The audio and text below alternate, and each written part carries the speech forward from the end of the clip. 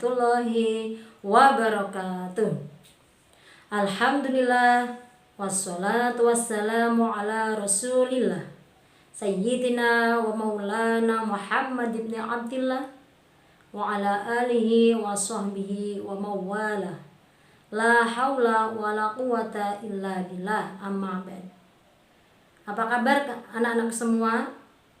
Semoga hari ini kita senantiasa mendapatkan kesehatan, kenikmatan dari Allah Subhanahu wa taala, sehingga pada kesempatan ini kita semua dapat mendengarkan ceramah kurma diadakan oleh MI Kranji 1 Kedunguni tanpa halangan apapun. Kali ini tema yang akan kami utarakan adalah kisah teladan Nabi Ayub alaihissalam. Siapakah Nabi Ayub itu? Nabi Ayub alaihissalam merupakan keturunan Ais, putra dari Nabi Ishak alaihissalam dari Romawi, dan ibunya masih keturunan dari Nabi Lut alaihissalam.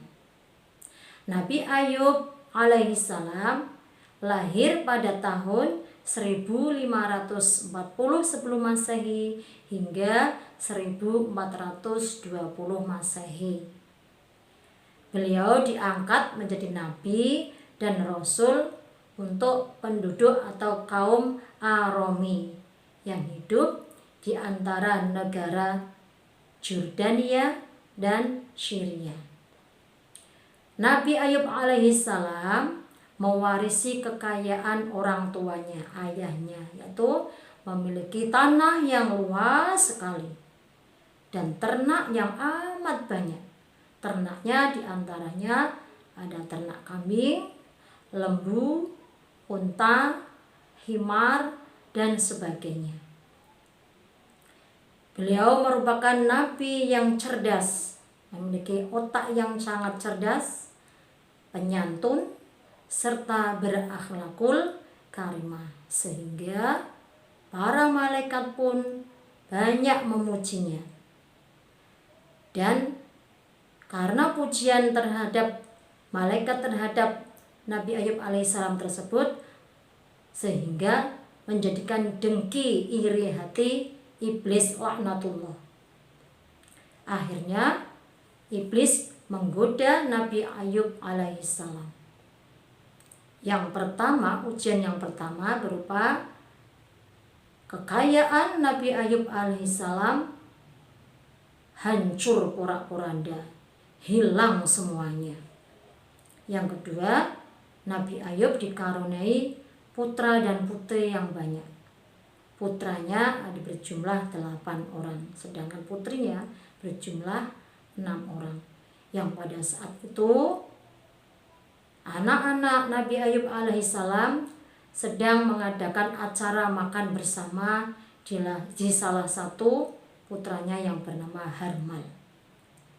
Kemudian iblis pun datang dengan membawa api, membara api, lalu dibakarlah rumah dan robohlah rumah Nabi Ayub alaihissalam, serta meninggal semualah anak-anak Nabi Ayub alaihissalam. Akhirnya iblis menemui Nabi Ayub alaihissalam yang pada waktu itu masih tetap beribadah. Dia berkata, "Wahai Ayub, tidakkah engkau berhenti menyembah Tuhanmu sementara kekayaanmu, anak-anakmu sudah hancur semuanya?" Jawab Nabi Ayub alaihissalam, "Hai iblis laknatullah, sesungguhnya harta kekayaan, anak-anak semuanya yang manusia yang ada di seluruh dunia ini hanya milik Allah dan akan kembali kepadanya." Suatu saat Nabi Ayub alaihissalam sedang bersujud. Lalu datanglah iblis menghembuskan hidung dan mulut kepada Nabi Ayub alaihissalam. Seketika badan Nabi Ayub alaihissalam menjadi gemetar, melepuh, dan muncullah penyakit cacar yang pada waktu itu penyakit cacarnya semakin parah, menyeluruh seluruh tubuh Nabi Ayub alaihissalam, sehingga penduduk di sekitarnya mengusirnya. Mereka mengusir Nabi Ayub dan istrinya yang bernama Rahmah. Istrinya tersebut masih keturunan dari Nabi Yusuf alaihissalam. Nabi Ayub memiliki 3 orang istri. 2 di antaranya akhirnya minta cerai. Akhirnya Nabi Ayub mengabulkan permintaannya dan tinggallah istri yang bernama Rahmah. Dengan penuh kasih sayangnya, Rahmah membimbing Nabi Ayub alaihissalam karena penduduk tersebut mengusir Rahmah dan Nabi Ayub alaihissalam. Pada akhirnya Rahmah menggendong Nabi Ayub alaihissalam sampai pada suatu tempat reruntuhan gedung yang di situ banyak sampahnya. Diletakkanlah Nabi Ayub di situ. Tetapi penduduk tersebut masih melihatnya dan mengusir lagi. Sehingga sampailah Rahmah menggendong Nabi Ayub pada persimpangan jalan. Nabi Ayub diletakkan di situ. Kemudian Rahmah membuat rumah, membawa cangkul dan tali untuk membuat rumah dari kayu. Lalu Rahmah mencari debu sebagai hamparan rumah tersebut. Kemudian Rahmah juga mencari batu-batuan sebagai bantal untuk Nabi Ayub alaihissalam. Pada suatu ketika Rahmah mencari penghidupan dan tibalah saatnya Rahmah pada tukang roti. Tapi lama-kelamaan tukang roti itu mengetahui bahwa suami Rahmah mempunyai penyakit kulit, penyakit cacar yang dapat menularkan semua orang. Akhirnya tukang roti tersebut ingin mengusir Rahmah, tapi Siti Rahmah menghibahnya. Kemudian si penjual roti tersebut meminta imbalan. Dia mau memberikan roti kepada Rahmah asal Rahmah dapat memberikan kepang rambutnya. Rahmah memiliki 12 kepang rambutnya yang menjuntai hingga tanah dan merupakan rambut kesayangan Nabi Ayub alaihissalam. Kemudian tukang roti memberikan rotinya sejumlah 4. Lalu pulanglah Rahmah membawa 4 buah roti. Nabi Ayub kaget, kok ada roti yang segar-segar dan enak. Jangan-jangan istriku setelah menjual dirinya. Lalu berceritalah Rahmah kepada Nabi Ayub alaihissalam. Nabi Ayub kemudian disuapi, potong sepotong 2 potong, dan ulat-ulat yang ada pada tubuh Nabi Ayub alaihissalam diletakkan di tanah. Selesai Nabi Ayub memakan roti tersebut, ulat-ulat tersebut diletakkan kembali ke badannya. Suatu ketika ulat-ulat tersebut tidak bisa memakan tubuh dari Nabi Ayub alaihissalam, sehingga mereka saling memakan sesamanya, dan tinggallah 2 ekor ulat, yang mana 2 ulat tersebut jatuh ke tanah atau daratan, berubah menjadi lebah, dan 1 ulat lagi jatuh ke perairan, akhirnya berubah menjadi lintah. Kedua ulat tersebut akhirnya bisa memberi manfaat kepada manusia. Lebah mengeluarkan madu, bermanfaat sebagai obat, sedangkan lintah juga bermanfaat sebagai obat untuk menyerap atau menyedot darah kotor yang ada pada tubuh manusia yang memiliki penyakit. Akhirnya pada suatu ketika Rahmah meminta kepada Nabi Ayub untuk memohon, berdoa kepada Allah SWT agar disembuhkan dari penyakitnya. Tapi Nabi Ayub mengatakan kepada Rahmah, "Saya malu ya Rahmah, istriku tersayang. Berapa lamakah kita mengalami rasa yang nikmat, enak, anak-anak yang soleh, harta yang bergelimang, tetapi kita mengalami kesakitan berapa lama?" Rahmah menjawab, "Kita menikmati ini hidup nikmat selama 80 tahun. Dan kita menikmati kesengsaraan 17 tahun.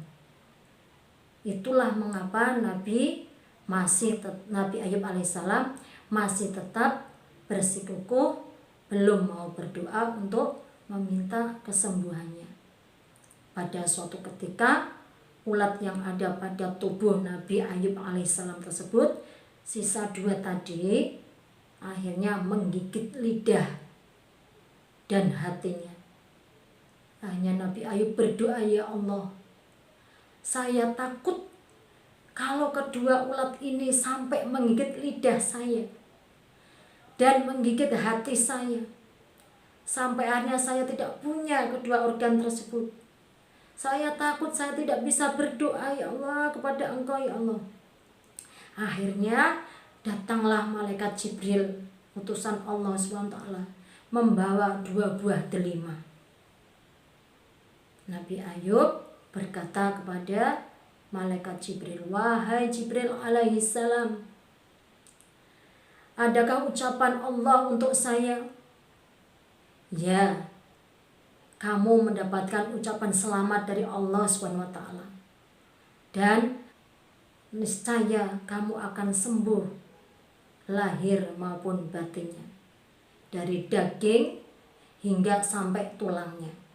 Akhirnya Nabi Ayub memakan kedua delima tersebut. Dan Jibril alaihissalam memberikan wahyu kepada beliau agar menghentakkan kaki kanannya ke tanah. "Hentakkanlah kaki kananmu ke tanah ini, wahai Nabi Ayub alaihissalam." Dan Nabi Ayub pun menghentakkan kaki kanannya. Lalu keluarlah air. Nabi Ayub mandi seketika dan menghentakkan kaki kirinya yang kedua kalinya. Lalu keluarlah air yang segar. Nabi Ayub alaihissalam pun meminumnya. Seketika itu juga Nabi Ayub kembali semula, sembuh dari segala penyakitnya. Kembali tampan, muda, cemerlang bagaikan melebihi bulan purnama. Setelah sembuh dari penyakitnya, akhirnya Nabi Ayub teringat akan sumpahnya pada saat beliau makan roti yang segar-segar tersebut. Beliau akan mencambuk istrinya, karena bagi dirinya, berarti ini apakah ini istriku sudah menjual dirinya? Akhirnya Nabi Ayub mengumpulkan rumput ataupun lidi yang diikat, jumlahnya ada 100, diikat menjadi 1, dijadikan seperti sapu lidi. Lalu dicambukkanlah atau dipukulkanlah kepada istrinya berarti sumpah ataupun nadar Nabi Ayub alaihissalam sudah terlaksana, sudah tidak memiliki janji kepada Allah Subhanahu wa Ta'ala. Nah, dari kisah teladan Nabi Ayub alaihissalam tersebut dapat kita simpulkan iktibar ataupun hikmah dari beliau. Yang pertama yaitu bahwa yang namanya ujian cobaan dari Allah itu berbeda-beda. Dan yang kedua, sifat optimisme Nabi Ayub alaihissalam pada akhirnya membuahkan hasil. Yang ketiga, apabila kita mendapatkan cobaan, ujian dari Allah, supaya kita senantiasa bersabar, husnudzon kepada Allah, karena pada akhirnya kita akan diberikan buah yang manis, seperti firman Allah di dalam surat Al-Insyirah. Bismillahirrahmanirrahim. Inna ma'al usri yusra. Dan yang selanjutnya adalah Allah tidak akan memberikan cobaan atau tidak akan memberatkan cobaan kepada hambanya selagi hambanya itu selalu taat, takwa kepada Allah Subhanahu wa ta'ala. Nah, anak-anak, demikianlah kisah teladan Nabi Ayub alaihissalam. Semoga kita senantiasa menjadi manusia, insan yang selalu sabar menghadapi segala cobaan dan ujian dari Allah Subhanahu wa ta'ala. Amin ya rabbal alamin. Wallahul muwaffiq ila aqwamit thoriq. Wassalamualaikum warahmatullahi wabarakatuh.